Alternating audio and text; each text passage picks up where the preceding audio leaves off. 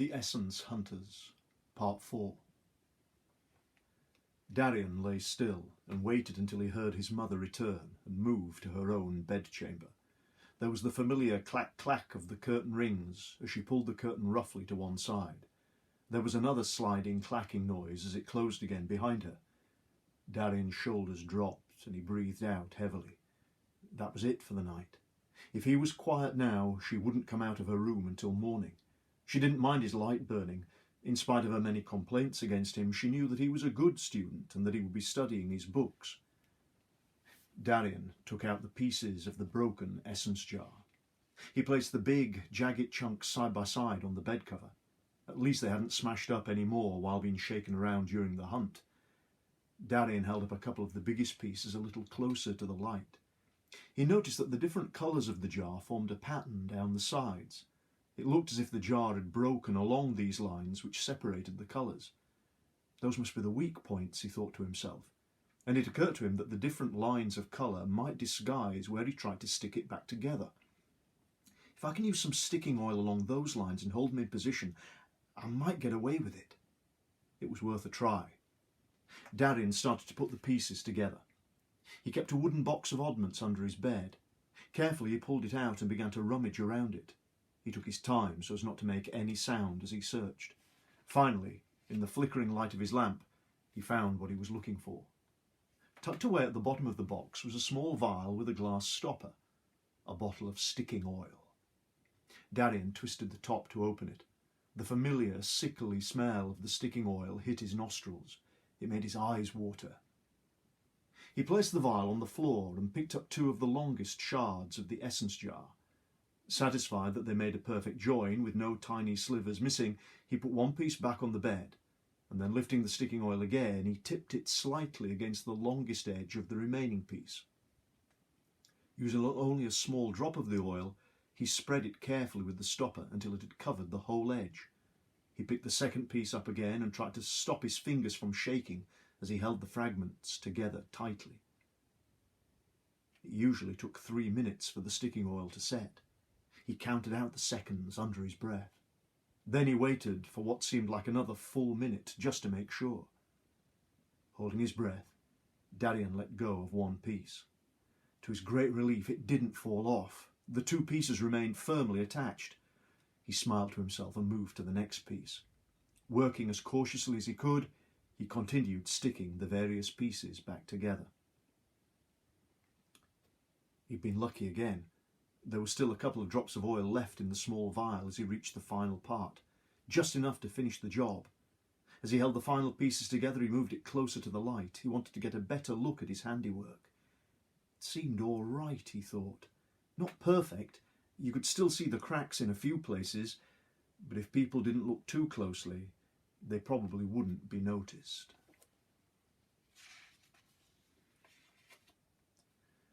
The jars worked by placing an element of a creature inside: blood, fur, feathers or saliva.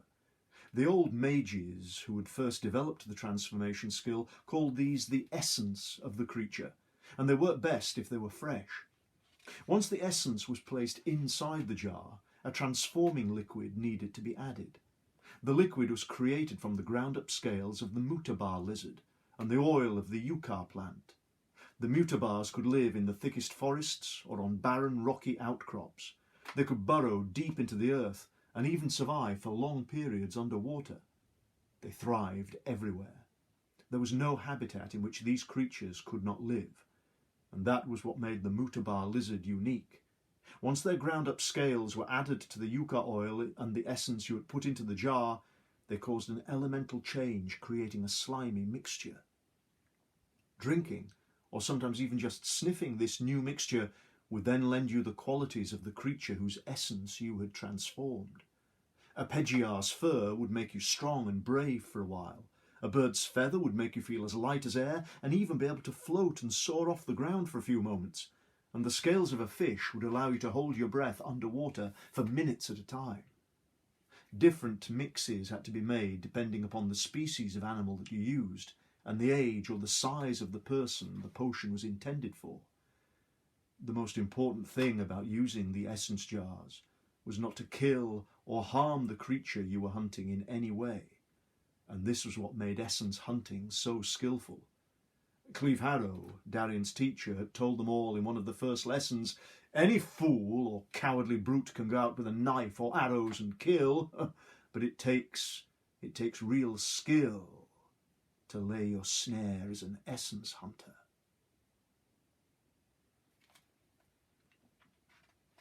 Still hoping that his mended jar would work, Darian set off the next morning for class. He put the jar into his rucksack and carefully pushed it as far down as he could. Breathing heavily, his heart hammering, he went into the living area to eat. As soon as he sat down at the table, he began to shovel down his breakfast. He was in such a hurry to get out of the house, he couldn't taste the food. He stuffed his mother's salty pancakes into his mouth in one piece without even biting. Darian ran from the house, surprising the sleeping Beskar, who raised his shaggy head and barked angrily as he sped past.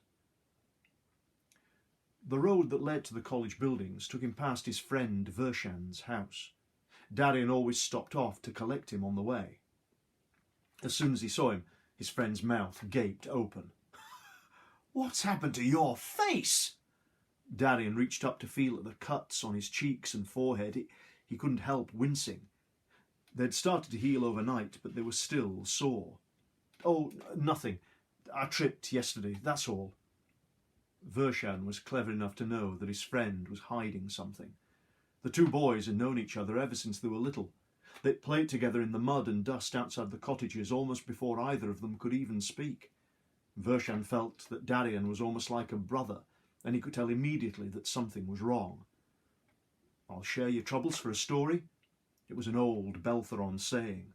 Vershan's father used it all the time. Darian trudged on. He didn't answer at first.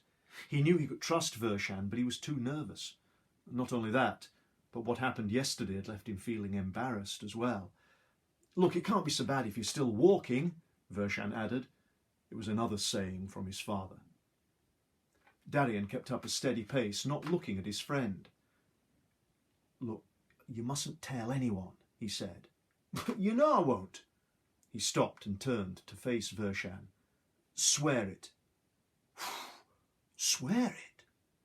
Oh, it is serious then."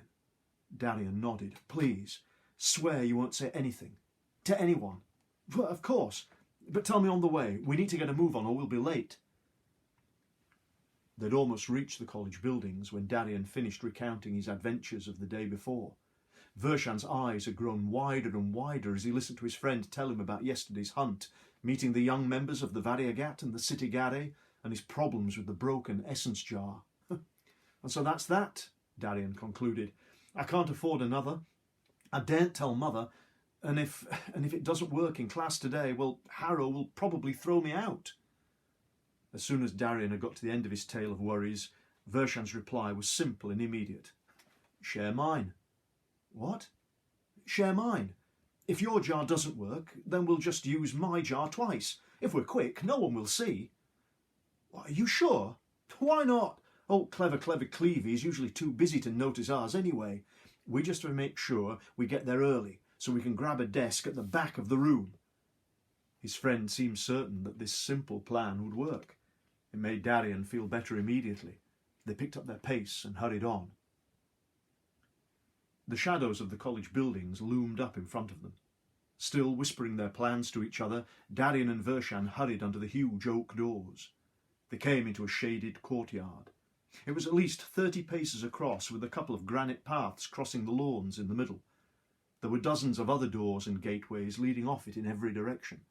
A bell began to toll slowly. The boys heard it, and both looked up at the bell tower. The deep clanging sound rang out again. Classes were about to begin. "Come on," Vershan said. "Hurry up, or all the best desks will be taken." They ran across the courtyard to a doorway at the far end. There the two friends joined crowds of other students who were all hurrying to class. Cleve Harrow, their class teacher, stood at the desk at the far side of the room. He was busy talking to a young man. He had his back to the class and Darian couldn't see his face, but for some reason he looked familiar. The back rows were already full. Darian groaned. He and Vershan managed to squeeze into places at desks halfway down the class. "Remember, don't worry if your essence jar doesn't seem to be working. As soon as I've finished off the first experiment with mine, we'll swap jars and you can use mine again. I've already got the results to give Harrow if he asks me for an answer." "But what if he asks me first?" asked Darian. "Well, I'll just answer anyway and pretend I thought he was talking to me," said Vershan. Darian nodded. It was such a simple solution.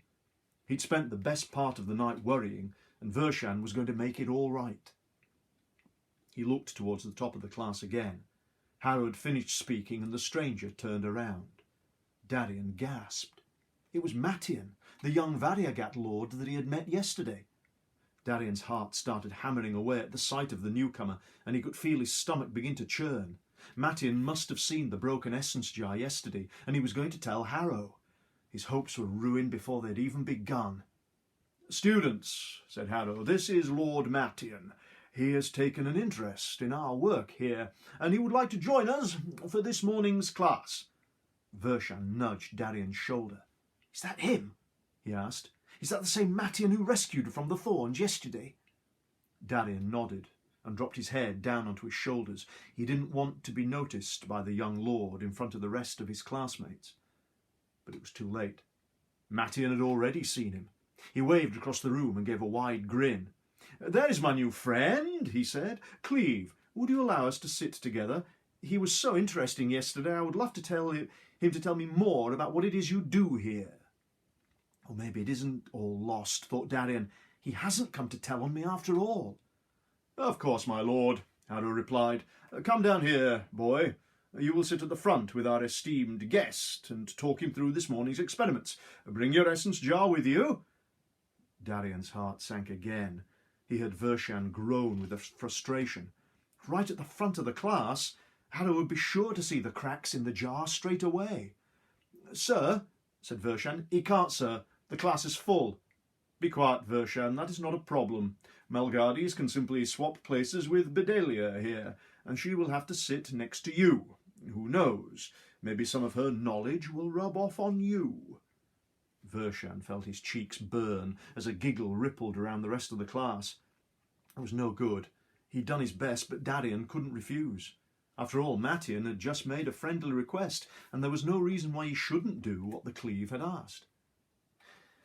Darian moved forwards through the crowded classroom.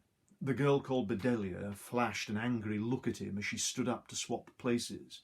Bedelia loved to sit at the front. Her hand was always up first, eager to answer anything the Cleve asked. She was smart, quick-witted and dedicated. Picking up her things, she grumbled to herself about having to sit next to dull-headed Vershan. The giggles continued all around the class. Vershan's eyes rolled towards the ceiling. "Looks as if the worst of the damage is mended," Mattian said as Darian sat down. "What do you mean?" He clutched the jar tightly to his chest. "Your face," Mattian pointed. "The cuts, they're looking much cleaner today." Oh, yes, much better, thanks," he replied. He relaxed a little and released his grip on the jar. "I bet they still sting, though, eh?" Darian nodded. "A bit." Harrow was already speaking to the class. "You will have completed your homework, I'm sure," he began, "so you should all have some essence ready mixed with the transforming liquid, ready to experiment. We will examine your results, starting with Darian here at the front." Darian groaned. Of course, he didn't have any mixture ready. "Afterwards," the Cleve continued, "we will show our guest, Lord Mattian here, the effects of using these essences," and he gestured towards a row of fur and feathers spread out along the desk. "We have here the essence of a corvid bird, over here are the scales of a gourd fish, and here—" But before he could finish his instructions, there was a sudden commotion behind them. The children all turned to look. Corellia, an 11-year-old girl who always found it hard to concentrate on the experiments, had knocked her bag onto the ground. As Darian, Vershan and the rest watched, she rose slowly to her feet. One hand moved to cover her mouth. She stretched out a shaking finger with the other hand, pointing to the courtyard beyond the classroom. "Brannock," she said. It was only just loud enough for people to hear, but even so, that one word was enough to excite the whole class. Some leapt to their feet immediately. Vershan was already hurrying to the window. Others gasped in fear and turned to each other, not knowing what to do. "Stay in your seats," Harrow said. He had to raise his voice over the hubbub, because now everyone was talking. Brannock were legendary. They struck terror into people's hearts. Luckily, they hardly ever ventured into the city. Darian and Mattian looked at each other briefly. The young lord stood up. "Peggiar yesterday, Brannock today," he said. "Sorry, Darian, I have to go. It seems I have another hunt on my hands." Cleve Harrow was already waving him away, his thoughts already fixed upon the danger outside.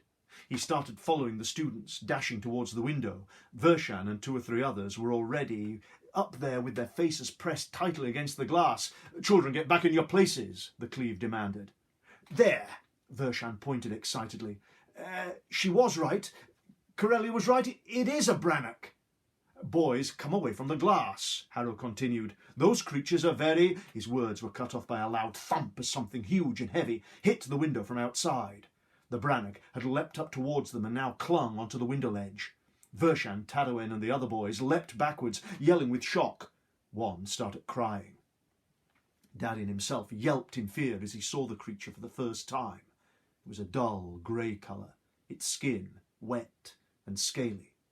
The body shape was similar to that of a human, but the arms ended in club-like hands with thick claws. Its head was blunt, like a gnarled tree stump. The wide mouth gaped open, showing row upon row of sharp, blackened teeth.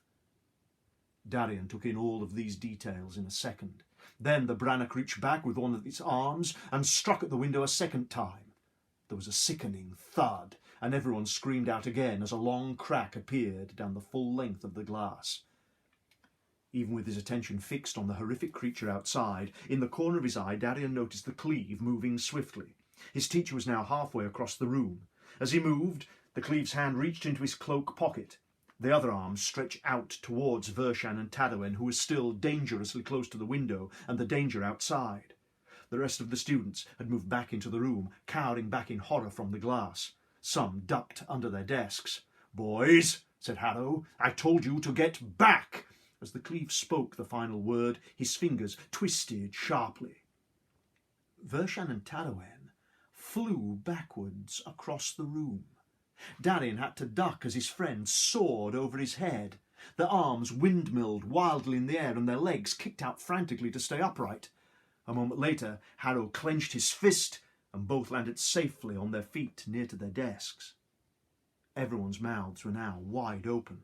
The students didn't know where to look. At the fearsome Brannock, who even now was crouching down, ready to leap at the cracked glass. At Vershan and Tadwin, who were swaying unsteadily after their flight. Or at their teacher, who suddenly seemed much more interesting than he ever had before. Cleve Harrow pulled his hand from his pocket. He continued to move swiftly towards the window. Darian could see a small vial of liquid in his fingers. Harrow suddenly flung his arm wide, and the liquid in the bottle flew out towards the window just as the Brannock launched itself once more. It must get through this time, Darian thought. We're done for. But the liquid from the Cleve's bottle hit the glass a fraction of a second before their attacker did. There was a loud hiss, like steam, escaping from a giant kettle, and the window seemed to seal itself again. The Brannock hit it with all its force. There was another terrifying thud. Everyone flinched backwards. Many of them screamed again, but the window held firm. When it realised that it could not get at its prey, the Brannock became even more enraged. It slavered hungrily and snapped at the glass with its teeth. Its club hands beat against the glass time and again, making it rattle in the frame, but still it could not break through the seal which Harrow had thrown against it. Then Darian heard a familiar sound, the long, wailing cry of a hunting horn. It must be Mattin and the others, he thought. Sure enough, the Brannock stopped looking in at them. It turned its head and stared down into the courtyard. The double oak gates at the far side burst open. The students all craned their necks from their hiding places to see Mattian, Jorian and Bargoth galloping through. Darian saw Zarak racing ahead, his master blowing hard on the hunting horn. Behind him, Jorian dropped his own reins and reached behind him. He brought out a long bow and swiftly notched an arrow to it as he rode.